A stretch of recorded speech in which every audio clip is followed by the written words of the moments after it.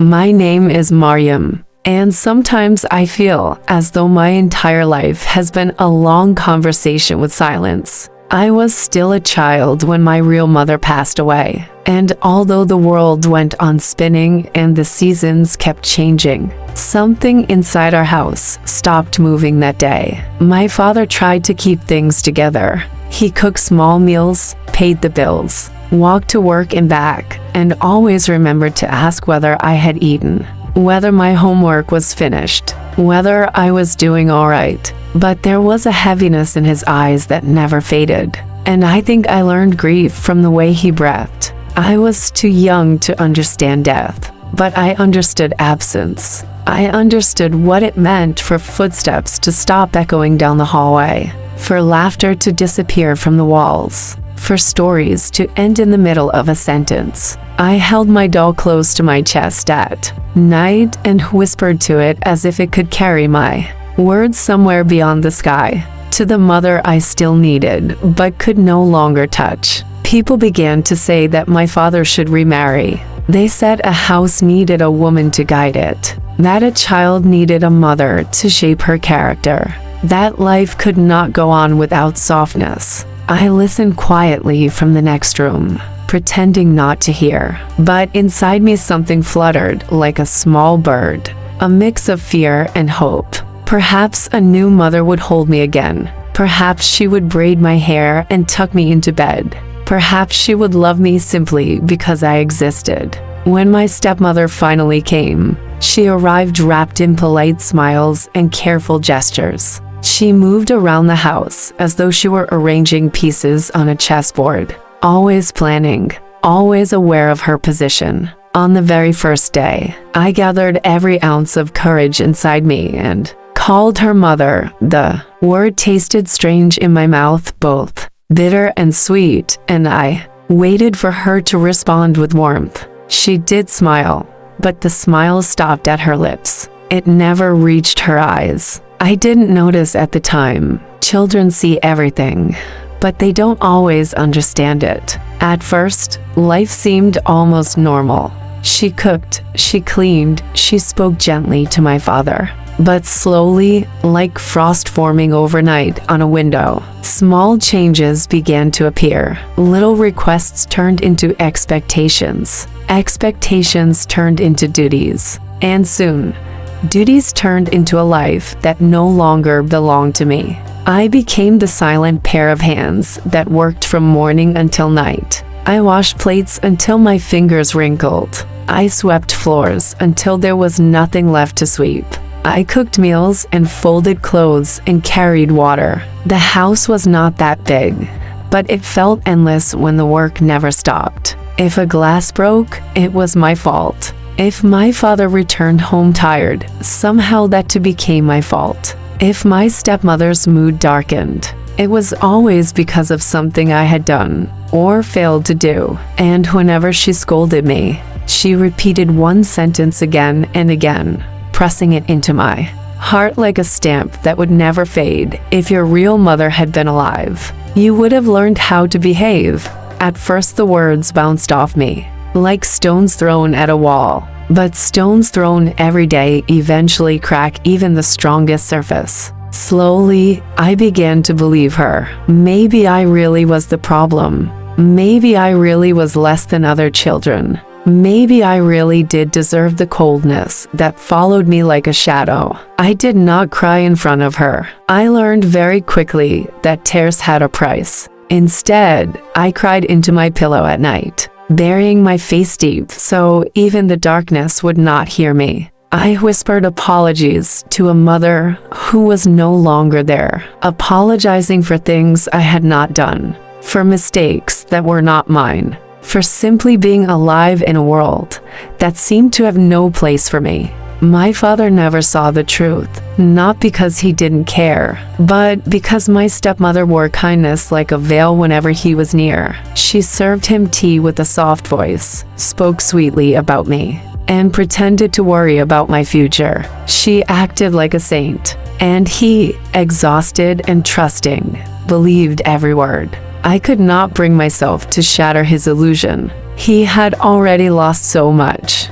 How could I make him lose his peace as well? The only place where I remembered how to breathe was school.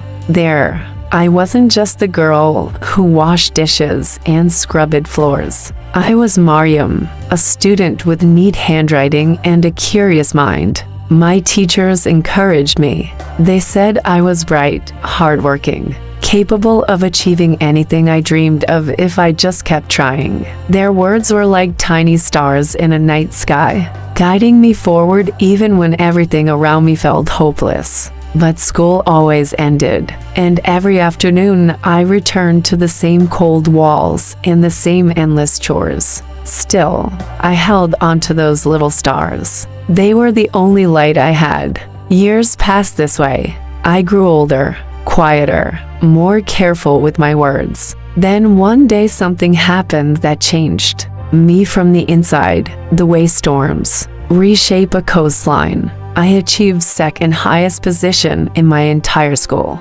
They handed me a certificate in front of everyone. People clapped. My teachers smiled with pride. For the first time in a very long time, I felt seen. I carried that certificate home like a treasure. My heart raced with hope. Surely, I thought, even my stepmother would soften at this. Surely she would say at least one kind word. But when I showed it to her, she barely glanced at it and said in a flat voice, "This paper will not cook dinner. Go wash the dishes." The certificate slipped from my hand and bent as it hit the floor. I did not cry right away. Instead, I picked it up carefully, smoothed the creases as best I could, and placed it gently on the table.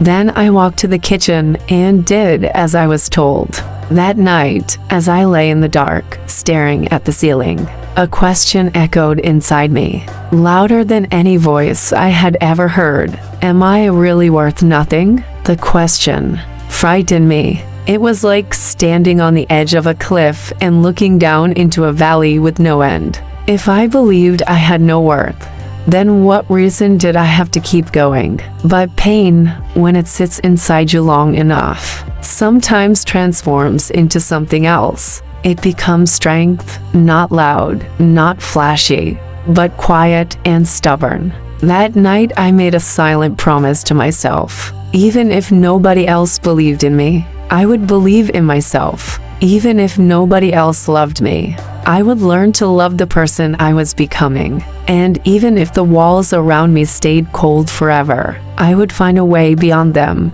Education became my escape, my shield, my secret doorway to a world that might one day welcome me. When the house fell silent at night, I studied beside a small lamp, turning pages with tired hands, whispering to myself that one day all of this would make sense. One day I would be free. One day my life would belong to me. And step by step, inch by inch, that day began to draw closer. Though I did not know it yet. I did not know it then. But the promise I made to myself on that dark night was the beginning of a new version of me. I woke up the next morning still surrounded by the same walls, the same voices, the same coldness. But something small and bright had begun to burn in my chest. It wasn't confidence yet. It wasn't courage. It was simply the refusal to disappear.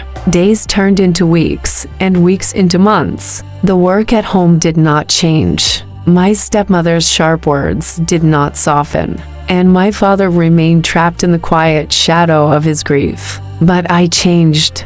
Whenever I found a small moment to breathe, I filled it with learning. I read whatever I could find. I listened carefully to every word my teachers spoke. I wrote notes late into the night, even when my hands were tired and my eyelids were heavy. It was as if education had become a secret doorway, and each page I turned unlocked it a little further. Sometimes I wondered what my real mother would have said if she had been there. I imagined her sitting beside me, telling me that I was strong, that I was doing well, that I was not invisible. I don't know if those thoughts came from memory or from longing, but they stayed with me like a soft hand on my shoulder, guiding me through the darkness. Then came the day that changed everything. A letter arrived from the university. My heart pounded as I opened it, my hands trembling so badly that the paper rustled loudly in the quiet room.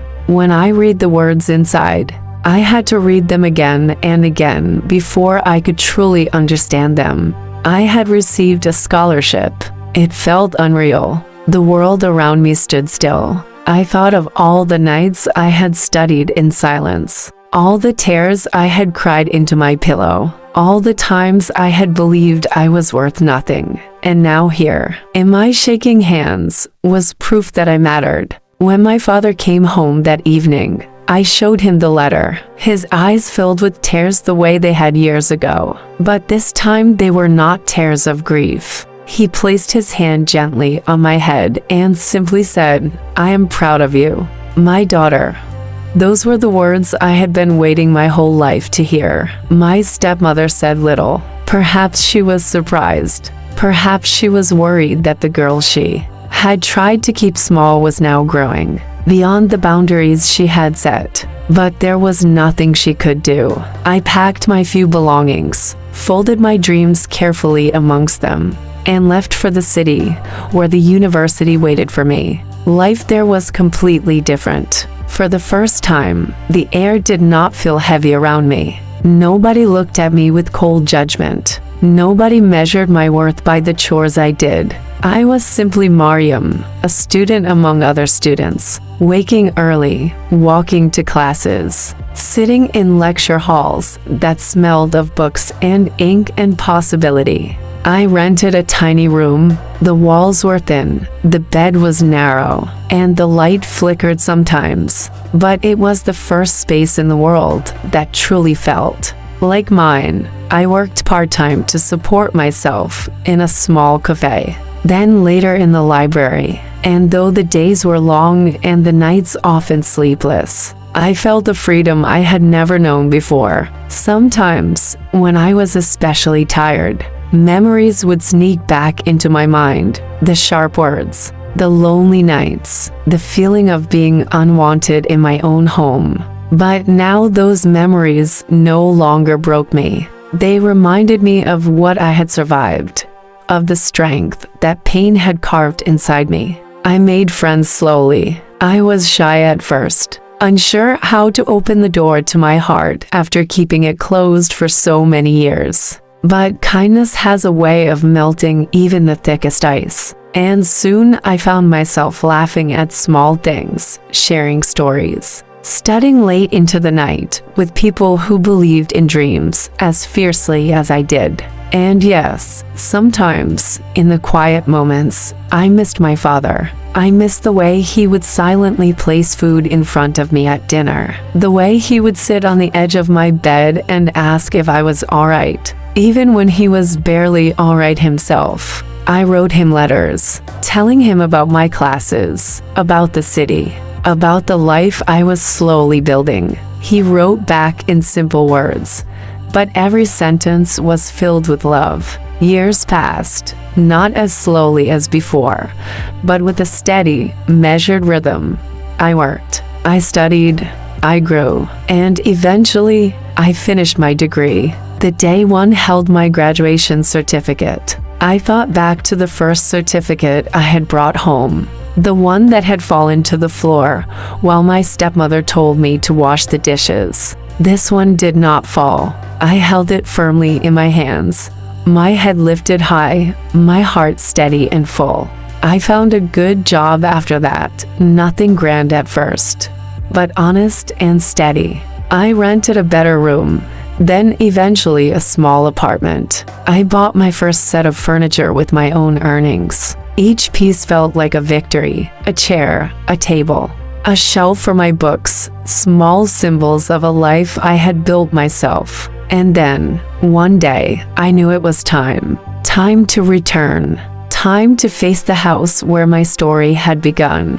When I walked up to that familiar door, my heart beat fast, not with fear, but with something quieter, deeper, memory, closure, the need to finally breathe freely in the place where I had once felt trapped. My father opened the door first, His hair had grown grayer, his face thinner, but his eyes still held the same gentle kindness I had always known. He hugged me in a way he never had before, tightly, as though afraid I might disappear again. My stepmother appeared behind him. For a long moment, none of us spoke. I saw surprise flicker across her face, then uncertainty, then something else I could not quite name. Maybe regret, maybe pride, maybe just the realization that I was no longer the little girl she could control. I did not come to accuse her. I did not come to throw the past in her face. I simply came as the woman I had become, a woman shaped by pain, but not defined by it. So I said the only words that felt right. I am not angry anymore, but I am not weak anymore either. She looked at me, opened her mouth as if to speak, then closed it again. My father placed his hand gently on her shoulder. The silence that followed was different from the silence of my childhood. It was not cold or cruel. It was simply honest. We sat together that evening and talked. Not about everything. Some wounds are too deep to name. But we spoke enough to understand that we were all just humans, stumbling through life, sometimes hurting others without fully knowing how to stop. I stayed a few days. I cooked for my father. I cleaned, not because I was forced to, but because this time it was an act of love, not duty. And when I finally left again, I did so with peace in my heart. Now, when I look back at my life, I do not only see the pain. I see the strength that rose from it. I see the little girl who refused to disappear. I see the young woman who worked and studied and hoped when all hope felt lost. And I see the adult I have become, someone who finally knows her worth. Sometimes, at night, I stand by my window and look up at the sky. I think of my real mother, somewhere beyond those distant stars, and I whisper, "Look at me. I am still standing." And to anyone who hears my story, anyone who has ever felt invisible, unwanted, unloved, I say this: you are not the names others call you. You are not the limits others place upon you. You are the strength that rises when life tries to break you. You may walk through darkness, but you are not made of darkness. You are made of light. And one day, when you look back, you will not only see the battles you fought, you will see the warrior you became. Because I am Mariam, and this is my story.